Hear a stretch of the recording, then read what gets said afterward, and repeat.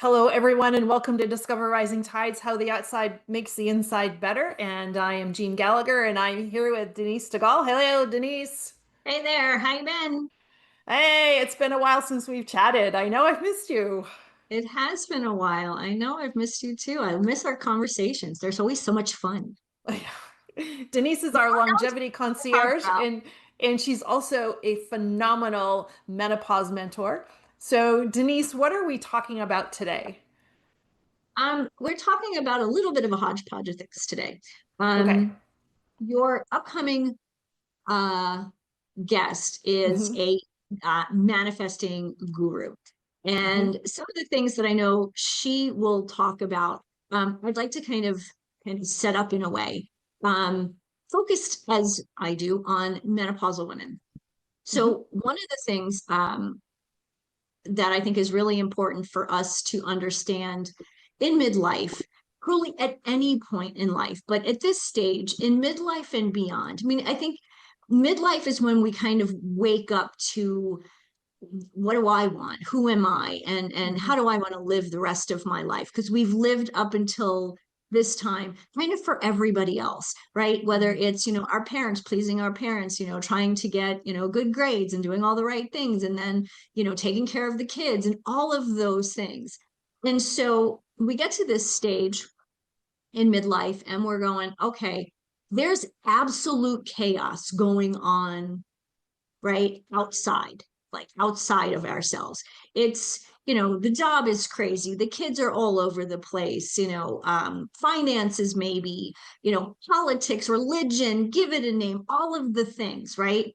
Hmm. Um, all of those things that are going on in the outside world actually reflect what we have going on in the inside world, inside Hmm. physically, what's happening physically, chemically, hormonally, but also mentally and emotionally. So I think it's really important for us to understand, in order to calm the outside, we Hmm. really need to start calming the inside. Mm. It's easier to calm the outside. Yes, because we can just turn off the television and all of that. And Um, we think we're doing it too. So we were thinking, you maybe you shut your phone off, or maybe you turned off the TV, or maybe you have some quiet space, but it's not coming inside. It's not coming internally. right. That's kind of like turning off the phone is a temporary fix for as long as you turn off the phone, right? Those things are always going to kind of be there. So we have to understand how we can calm ourselves internally in order Hmm. to make the stuff, all of the noise that's out there, just noise, right? Kind of background noise that, really doesn't matter, Mm. right? So how do we do that? A couple of things that we need to focus on. When it comes to midlife, depending on where you are in the menopause cycle, well, it's not really a cycle, it's kind of more like A linear. line, a blip in a It's line. linear. Your periods may be in a cycle, but once you start to hit menopause, it's just straight. Um, so one of the things that's happening is as we're dropping our estrogen, um, the our protection, our inflammatory protection that estrogen gives kind of starts to disappear. Then we're stressed out. So internally, the external things we're bringing them internally. So now we have stress, extra stress, more stress, whatever it is, than we had before. And what happens then, our cortisol levels start increasing. The challenge when it comes to progesterone and our estrogen, progesterone, and cortisol is once we're really stressed out, what ends up happening is progesterone starts to actually turn into cortisol, like we Hmm. need more cortisol.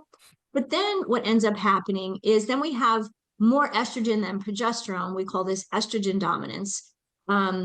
Even though the estrogen is still dropping, right? So like the progesterone and the estrogen at one point were pretty equal. Now Hmm. we're doing this and then we're continuing to drop. And so all of the internal inflammation is increasing. So we need to find a way to decrease that. Of course, what's the number way? Number one way, Gene, to decrease inflammation. You know what I'm going to say. Eat real food. Yes. What does she win? Yay. Exactly. We need to You would have focus been sad on, if I said I have no idea what you're talking about because you didn't prep me. yeah, that would have been bad. Be like, and maybe I Yeah. guys will talk about this a lot. But this is really where we need to begin. We need to begin about, internally, how are we Mhm, feeding ourselves internally? How are we treating ourselves internally? So we can best manage that external mhm. stresses in our life. Sugar right there is such an inflammatory trigger. It is. And, people think, oh, I don't need a lot of sugar, but they forget that added carbs and junky carbs, Mhm. carbohydrates, turn into sugar, Convert. right? Yep. If you're eating broccoli and apple and, whole grains, those kind of carbs are not, quickly turning into sugar. These have fiber. They're actually doing the right things. But But I when had a you're bagel for breakfast. Is that can't be bad, right? Yeah, sugar bomb. A bagel for breakfast is actually a sugar bomb. I mean, almost equally the same as having a donut. Even Mhm, though the donut tastes sweet in the beginning and the bagel not so much, unless it's toasted, then it tastes a little bit sweeter. Um, they both turn into glucose, turn into sugar in our body. Sugar then increases inflammation. So again, what we're putting in from the outside in, right, we is something that helps or in this case doesn't help us manage mhm. from the inside. That makes sense. It sure does. Cool. Okay, Important. so the next thing I want to talk about, because I know this is an important piece when it comes to manifesting, and it's about creating space for better things Mm. in midlife. What are the better things? We want better sleep, we want more energy, we want more desire, whatever that means to you. But we want to be able to do the things that we like to Well, do. the desire piece is really important. The Yeah, desire piece is wanting more, wanting things, wanting the not necessarily stuff things, but wanting things. I want to be able to physically do things. I want to be able to whatever. That desire is everything. absolutely. Absolutely. Hopeful thinking. Exactly. So, how do we do that? Again, this is that inside piece. We need to, one, eat real food. So, we're managing what, we're bringing inside, but then understanding that we need to step back to create that space for the Mhm, things that we desire. And sometimes that means letting things go, mhm, right? That volunteer thing that, you've been doing forever and now it just doesn't seem to align. It's time to say goodbye, mhm, right? Those friends that you've had for 20, 30 plus years that are doing nothing but dragging you down, or you have nothing in common with. Not that you just end a relationship, but maybe you step back for a while, or you try to do something different with that relationship. mhm. And by doing so, you're opening yourself up to possibilities, space, mental time to actually think and connect with yourself, connect to um, higher power, whether that's if you call it God, universe, inner wisdom, whatever it may be, right? If we don't take the time to manage what we have going on inside of us, we can't create that space.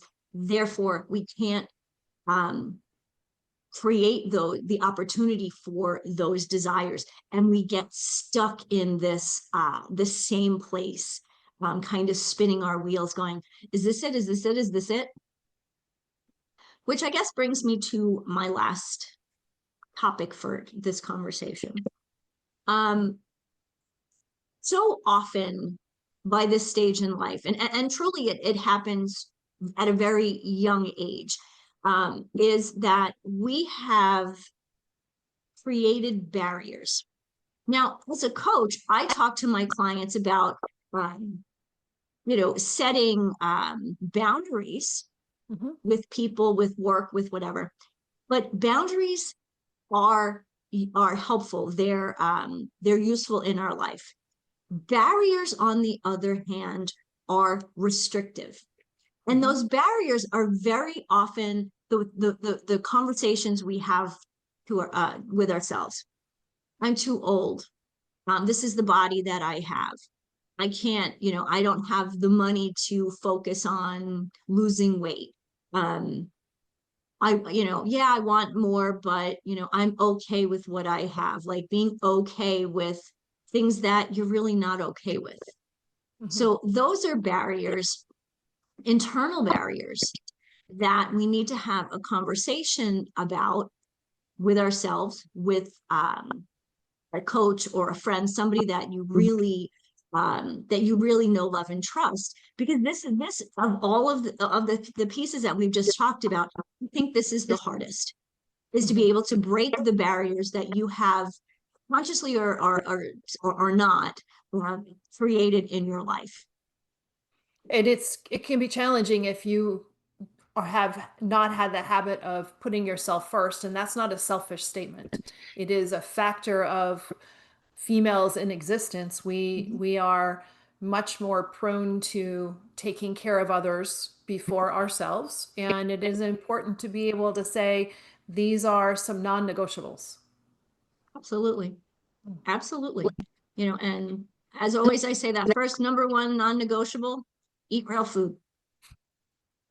It is the cure. It is not so much the cure, but it is the foundation Of of living a everything. healthy, happy, long life, and really managing menopause and midlife in a way that really resonates in a very positive, uplifting manner. Mm. On that thought, Denise, thank you very much. Thank Until you. next time. See you soon. Hello, everyone. This is Jean Gallagher, Discover Rising Tides, and I want to just take a moment to talk about my friend, Denise Segal. I am honored to call her as a friend, and I'm so grateful that she gives us her insight during our shows each show and talks about healthy living, eating real food. You hear Denise say, eat real food a lot. Well, she means it, and she knows what she's talking about. She is an amazing healthy living coach, curator at Living Healthy List. And if you ever have any questions about what is real food? Why does it matter? How does that apply to me? How do I change? What do I need to do? How do I even create a healthy living shopping list? Make sure that you call her. She is your healthy living coach. And you can find her at healthylivinglist.com. Hello, everyone, and welcome. My name is Jean Gallagher with Discover Rising Tides, How the Outside Makes the Inside Better, and welcome to the show. If you're listening to us on a podcast platform and you'd like to see our smiley, happy faces, jump on over to YouTube and you can find us there as well. I'm excited for today's episode, and I'd like to introduce Morgan Hamer to all of you. So, Morgan, thank you so much for being with us today. Thanks for having me. I'm so excited about this. And before we get started, give everybody a little bit of an idea about your background, and then we'll dive in. Oh boy, where do I start? I know, right? Um, I'm gonna try and summarize, condense, but long story short, I was an art major turned real estate investor turned burnout boss babe turned manifesting mentor, and all of the weird plot twists and making positive out of really tough situations is what's gotten me here today. So I am here just to empower women with some of the tools and resources and information and action steps that I've applied to go from being lost and broken and oh, purposeless and all those things to really just living my best life. Like, oh my gosh, it just keeps getting better, y'all.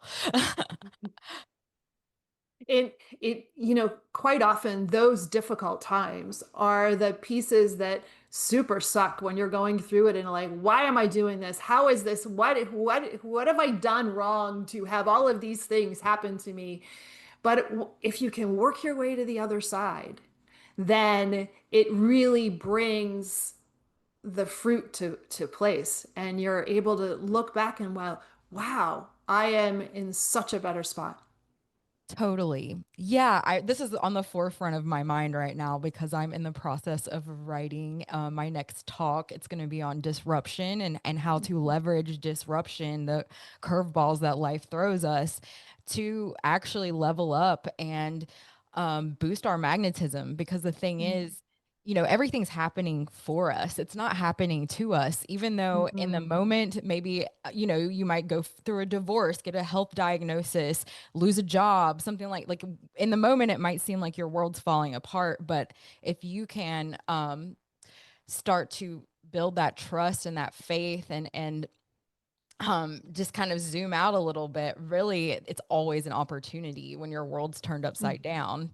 And the other thing is, we're always manifesting. Like we're always Mm-hmm. what we experience externally outside of ourselves is a direct byproduct of our energy, our frequency, our subconscious beliefs, all the things that are operating but underneath the hood within ourselves is getting mirrored back to us in our lives in some way, shape, or form. And when life gets real, it's not a punishment. It's not because you're bad. Once again, it's an opportunity to do things differently, to have a clean start so that you can really manifest what it is that your heart wants in the first place. Mm-hmm. I love the word that you used. You used disruption, and it's it seems for me that is a positive term for something that could feel fairly negative that's happening at the moment. But it is that disruption also creates space for better things if it's allowed. Yes. Yeah. I mean, I feel like a lot of the manifesting work is making space for miracles. It's learning how to get Mm, out of your head and stop trying to control things and start to find safety in doing less and getting in that receiving mode instead of that like go, go, go, do, do, do, figure it out mode. And so when disruptions come, they kind of catapult us into having to get out of our own way because you're in this like state of surrender where there's just no way 9 times out of 10 when your life's turned upside down, you're not going to know how to get out of the spot you're in. And mhm. that is actually like a huge opportunity for you to learn how to release the reins and not be stuck in this like tunnel vision of how things should be or what you think you need to do to figure it out. Hmm. And the mirror portion, when you're talking about manifesting, and I'd really like to break down manifesting if that's a space you would like to talk into, because I think it's so important because you use the term mirror, which I think is important to take a moment to talk about because we quite often when you hear people talking about manifesting, they're talking about manifesting these dreams and all these things that they want to come to them. But I don't think that we realize that we could also be mirroring or manifesting some of the things that we really don't want to come to us because that's where our headspace is at the moment. Exactly. And it's not necessarily just at the moment. It's what you carry with you for Ooh. your life, Like um the way that it works is we have experiences, we have observations, we're taught certain things, whether it's our parents, our primary caregivers, the society, the cultural norms that we're raised in, and Mhm. all of that imprints into our subconscious mind certain narratives, beliefs, stories that literally play out throughout your life. And so change your beliefs, change your reality. That's one layer to it, but also, there's energetic imprints. Our bodies also carry stories and energy and oftentimes like we will store emotions that we've never allowed to pass through and run their course, so Mm. that's also impacting our energetic frequency, our what we're attracting and manifesting in our own lives. And really the goal is to just get in the driver's seat, but one way to start to look for opportunities where you might not be where there might be some disconnect between your inner reality and your external reality is to look at like what is life mirroring back to me specifically, like where are you seeing recurring patterns in your life. Like I am just now wrapping my mind around the fact that I was raised in a chaotic environment. It was not normal. I was Mhm. equally passed around by my parents who were 20 when they had me, my dad's parents and my mom's parents. So I had two sets of grandparents and my regular parents passing me around, raising me, and like that's not normal. And no wonder I, as an adult, like I don't want to live in one place. Like my best life is living places seasonally, and I have a little bit of trouble settling down romantically too, because and that's playing out. That's because I'm used to Mhm. having like this change of scenery and this like Mhm. kind of upheaval. But the And problem change of is, relationships too. yes, Mhm. exactly. And Yeah. so, how that manifests in my adult life, I mean, that I don't think there's really anything wrong with wanting to live places seasonally, but it is problematic when I'm kind of unconsciously cultivating a little bit of chaos in my life. Like I'm drawn Mhm. to like dramatic relationships, like people, friendships, or dramatic work environments, or signing up for way too much than more than I can actually handle, that kind of thing, like perpetuating that chaos. Mhm. And that's not serving me. And that is not aligned with my best life. So like starting to be a detective and pay attention to, okay, what are some patterns in my life that really kind of suck and don't and aren't really what I want.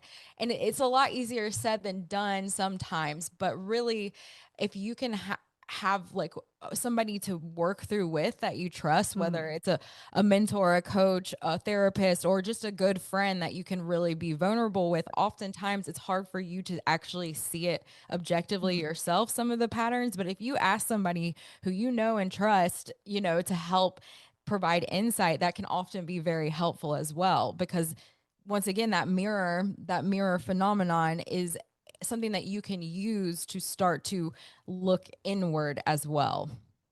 That's interesting because I've noticed with myself, whether it's things that I'm doing or even exercise or anything of that sort, it's very difficult for me to picture what my body's doing at the moment. And that if you're taking this, I like to compare concepts in the section that we're talking about, but how does this also translate to other portions of our life? And what came to me as you were talking about this is specifically exercise and working out and needing to have a coach or somebody there that can say your body is out of alignment, you're in making sure that you're staying safe, but you're also working to get to a point of betterment. And it's helpful to have that third eye, that person looking at you to watch your patterns and your habits. And so if you take that, and we all do better when we have some sort of a mentor in many portions of our life, but I don't know that we're taking that into our personal manifestation or that piece. And that's an interesting correlation to bring that in and having somebody look for patterns in our actions and our thoughts and things as well to notice where we might be a little bit off, because what we're thinking in our head is might not be coming out, but it could be visually noticed maybe.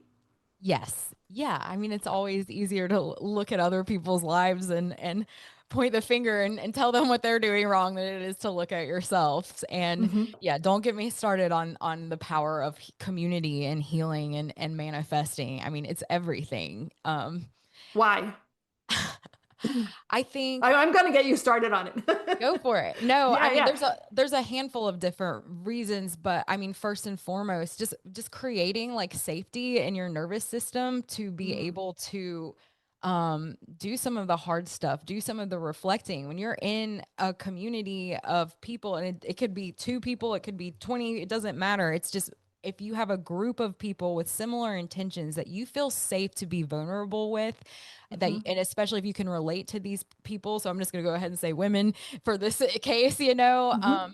that's automatically like giving you permission to soften, to get out of the driver's seat and not have to like figure it all out, and also give yourself Mm. more grace and allow yourself to practice being seen and vulnerable, and because that's where the real strength is in being okay, being vulnerable and having flaws and being loved anyway. There's really, to me, not many more things that are more powerful than a safe community.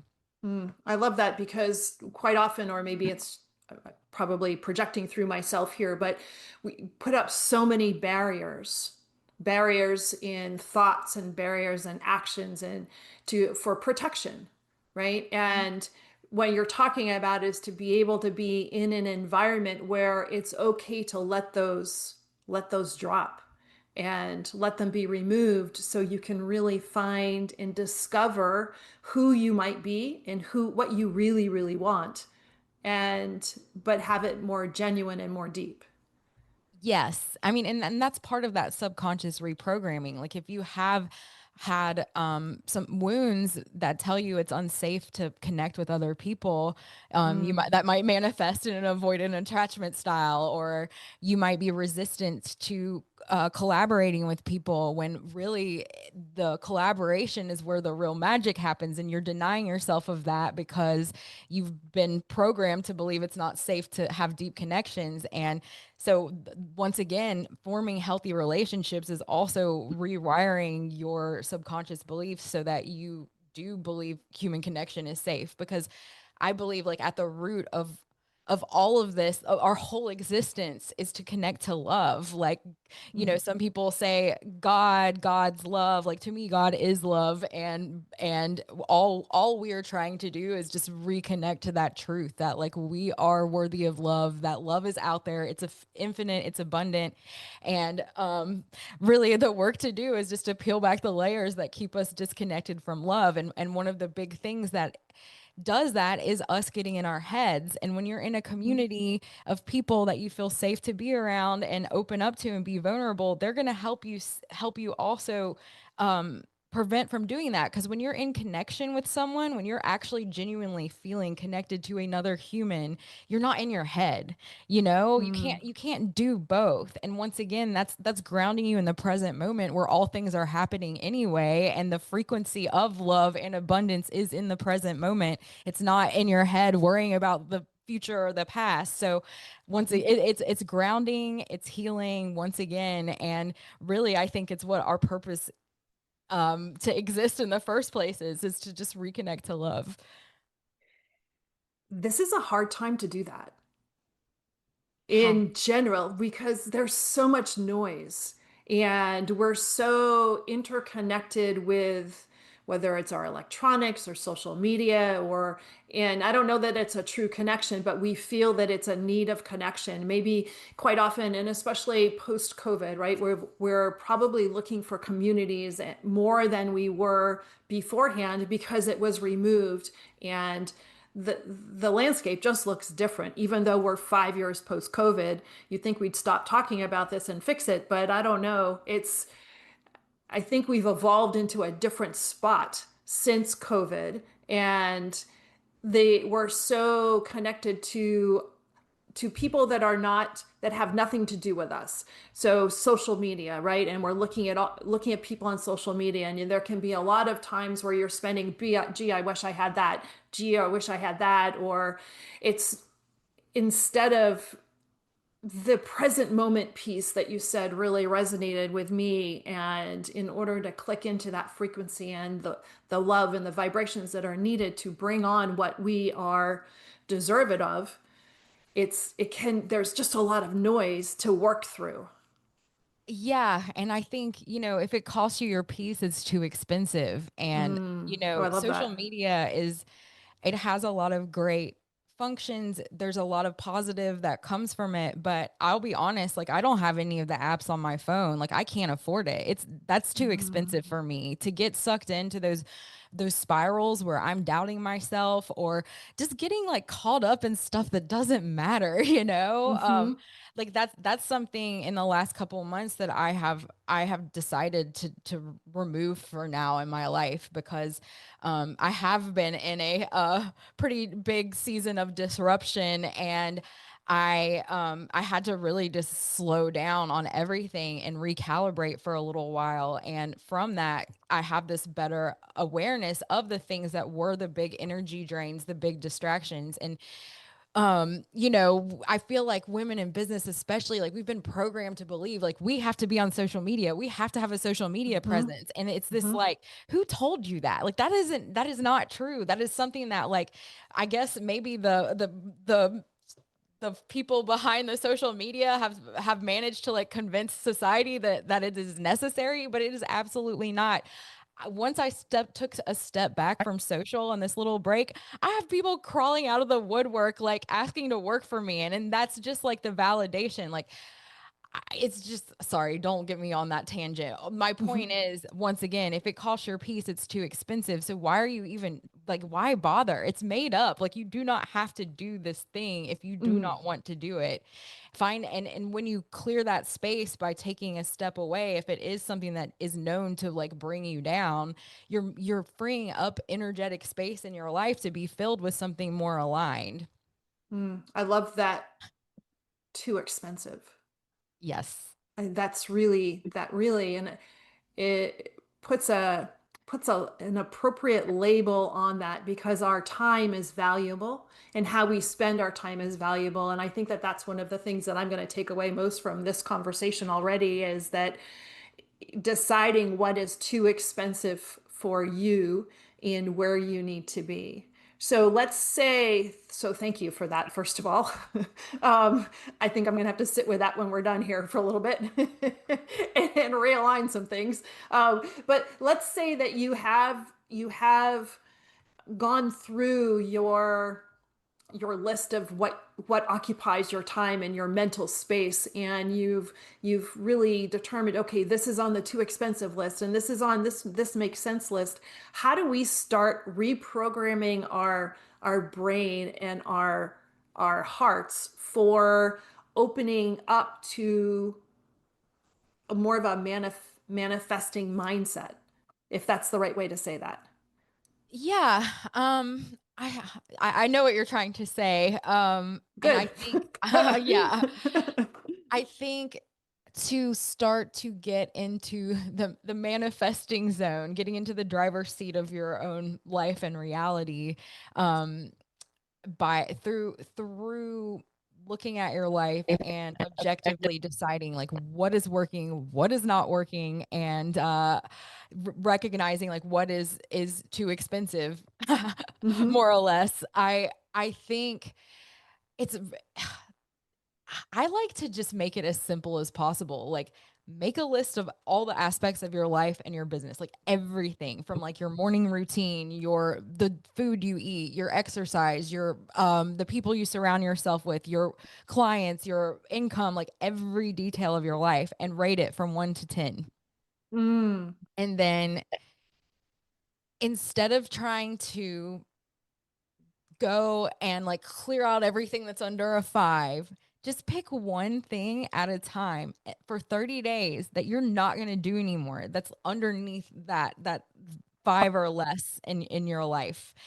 And while simultaneously intentionally adding some of those things that you've rated as 7 to 10 in your life. Mhm. And once again, micro habits, just focusing on adding one, deleting one for 30 days until it's a habit, and you don't even Mhm. have to think about it anymore, and then do it again. And what happens is your energetic frequency is going to start to go up because you've gotten rid of something and you're adding something simultaneously. So that average of those numbers of everything you've rated, like it's Mhm. automatically going to go up. And from that, your magnetism is going to go up. And then the more that you're going to build your trust in yourself and your higher power, because you're going to see some results from that, whether it is just a subtly better quality of life, or 9 times out of 10, when you set that intention and you actually go through it and say, hey, I'm going to do some things that are uncomfortable and not the norm to level up energetically.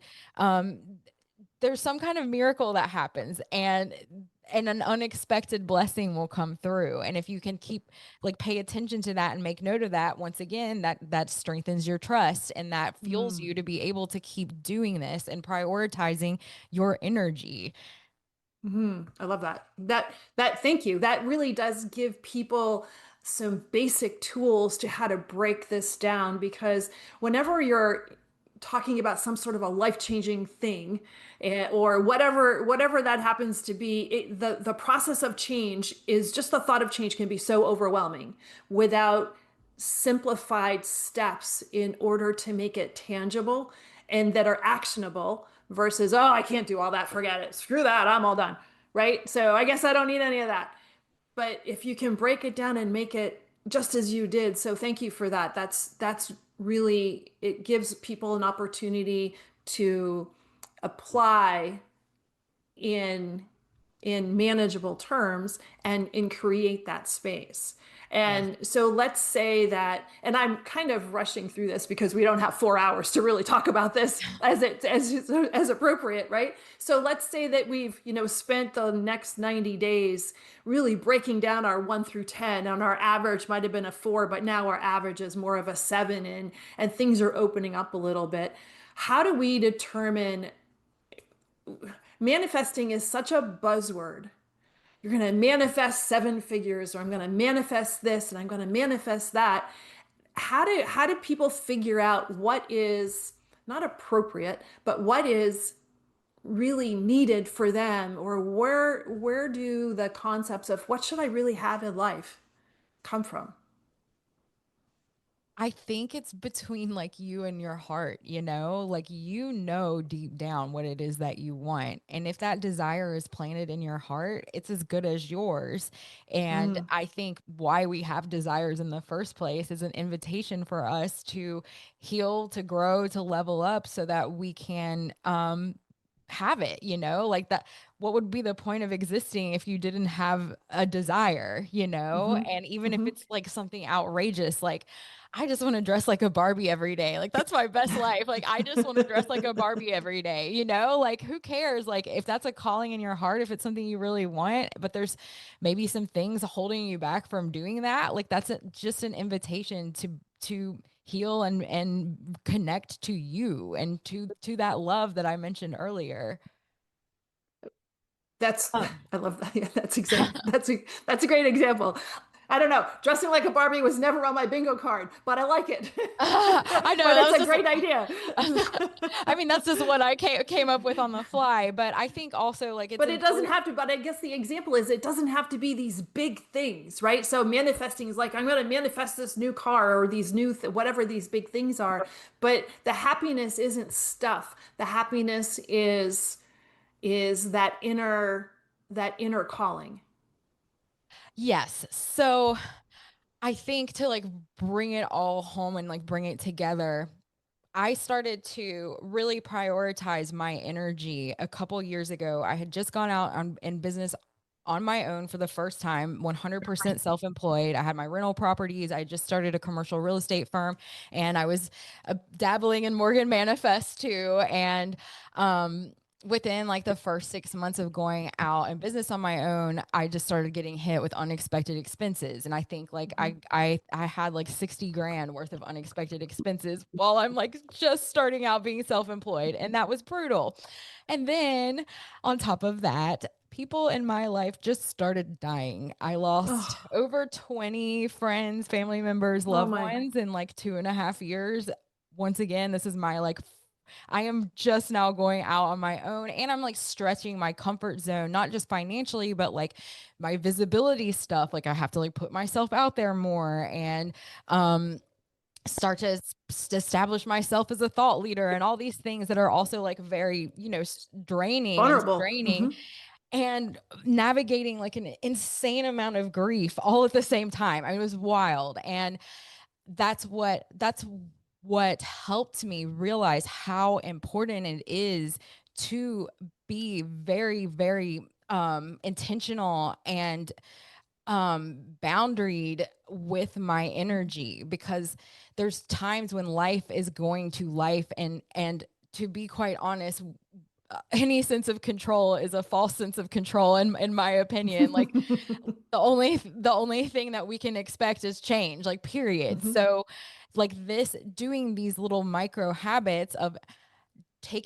adding one energizer to your list, and delegating, deleting, detoxing something that's draining, Like this is what's going to help you get through those kind of times. And especially when you do it when life isn't insane, this is like your insurance. This is your uh sanity insurance, but it also helps you stay magnetic even when tough stuff is happening. And that's really what it's all about. And to like bring it full circle, yes, manifesting, a lot of times we are called to learn the art of manifesting because there's this thing we really want and we realize like our approach to getting what we want isn't going to work for this. Like we need an alternative approach to get this big thing that our heart really wants.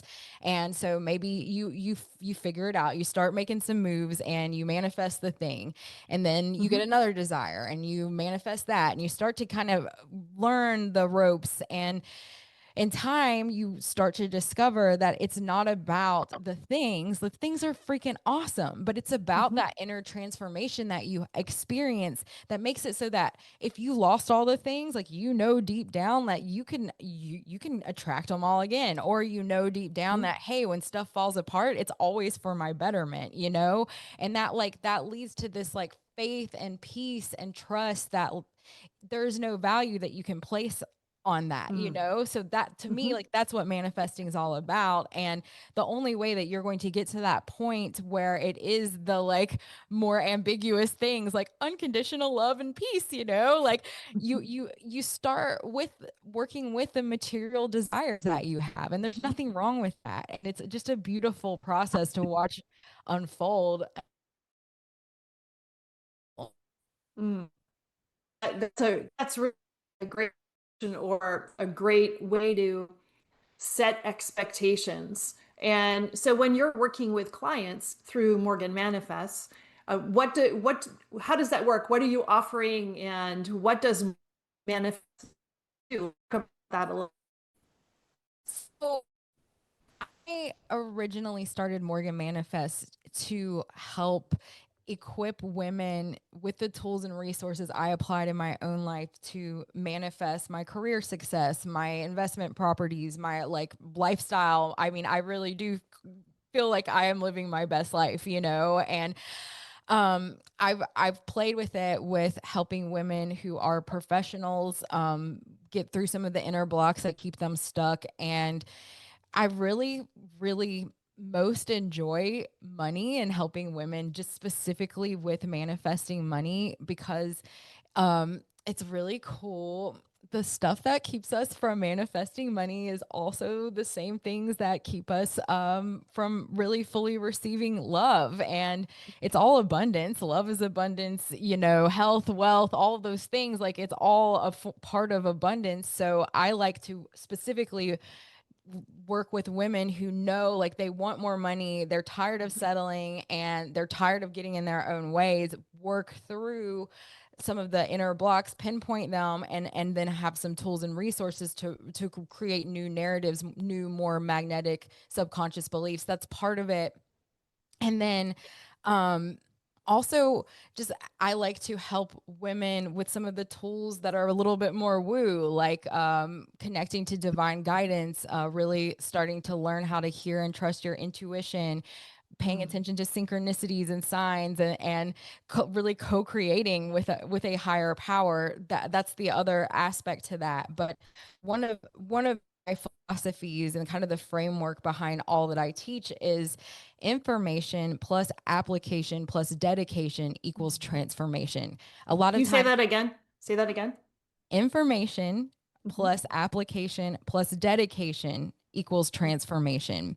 And a lot of times I feel like we want to go and read a book and think, "Oh, okay, here's a bunch of cool information. I just learned a lot about myself and why I act the way I do." And then but you don't have that application part when you necessarily when you read a book. So I think it's important to also apply your learnings to reinforce them. So journal prompts and that kind of thing. But then the dedication piece is where it starts to become that embodiment. It's where you're actually taking the action.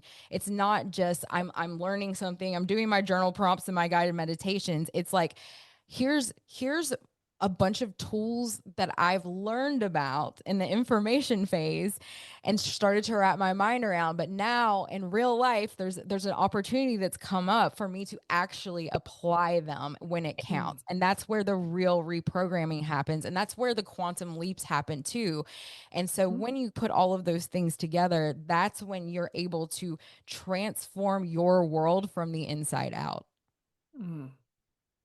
That's beautiful. And Morgan Manifest is going to lead that process through there and help um, the application process as well through that. Yes. I like to fancy myself as like your older sister that's just a few steps ahead, and we're along for the ride, and we're going to go through this together. And I am especially adamant about doing this in community. So Mm, I like to always include in my programs and offerings that community element as well, because there's just real magic in bringing awesome women together who are healing and growing and leveling up. mhm. And showing up with true authenticity as well. Yes. So important because you can show up, but if you're not showing up authentically, you're not going to have the same results in any way. Well, yes, yes, and to that point, I think that is my leadership style. Like I don't know how to be anything but me, and so that helps people feel at ease to be themselves too. Like I mean, you don't need to put makeup on to show up on a call. You don't even have to turn the camera on. I don't care. I just want you to be here if you want to be here. Is my vibe. That's fantastic. And so how do people well, let me start this sentence over. Is there an ideal person that or client that you're dealing with, type of client that you're dealing with, or is it really across the board? And what would somebody, if somebody says, I think that I might be interested, what would be a prompt for them to realize, yes, this could be a good fit?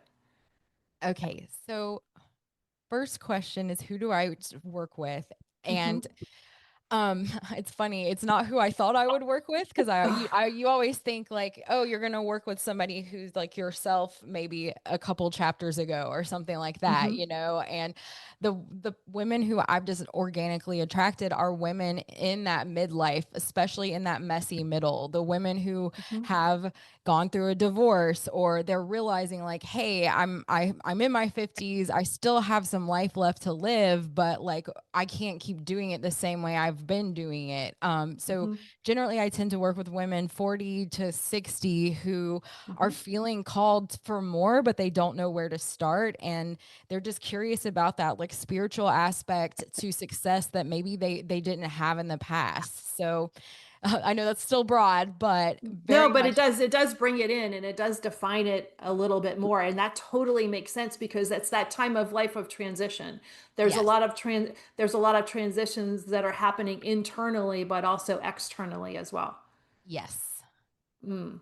And that's a powerful time for women in their 50s and beginning of their 60s is such a powerful time for us energetically also. Totally. And it's just so beautiful to watch women who like thought or have low self-worth, but they have this dream like start to awaken to their worthiness and actually go for it. I mean, Mhm. life is short, but also once again, like if you have that desire in your heart, it is as good as yours.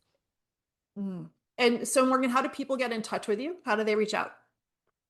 You can find me at morganmanifest.com. And also, if you go to morganmanifest.com/free, this is exclusively for the podcast listeners. There is a link for you to sign up to have a complimentary one-on-one with me. I am here to support you. It is my pleasure to give you a little extra guidance and help you get unstuck in one aspect of your manifesting journey. Do you have one thought or something that you would like to pass to people to just ignite them? Sure. Um, I think it's really important, especially for women who are driven and called for more. You do not have to do it all or be it all to have it all. Mm. You are worthy of it just as you are. Oh, wonderful. What a great way to end. Morgan, thank you so much. And people, please reach out to her if this really calls to you. What a great opportunity. So thank you so much, Morgan, and I appreciate your time. Thank you. Thank you so much for listening today. Today's show is sponsored by Seaside Solutions, my financial services company. As a business owner, it's easy to be pulled in many different directions, and often taking care of yourself plummets to the bottom of the list. For me, I find myself outside to reground. My time outdoors helps me manage my day more effectively and be more present for my clients. Through this, Discover Rising Tides was born. At Seaside Solutions, we truly believe that education is the foundation of financial wellness. Our primary focus is to provide guidance that is designed to help you achieve your long-term financial goals and visions. Working with a plan allows space for doing more things that you love, like being outside to make the inside better. If I can help you create or realign your plan, or if you would like to be added to my weekly newsletter, please let me know. This week's topic was 5 ways to set more achievable goals. Your referral means the big, beautiful world to me. And if I can help, please let me know. And thank you so much for listening, and see you next time.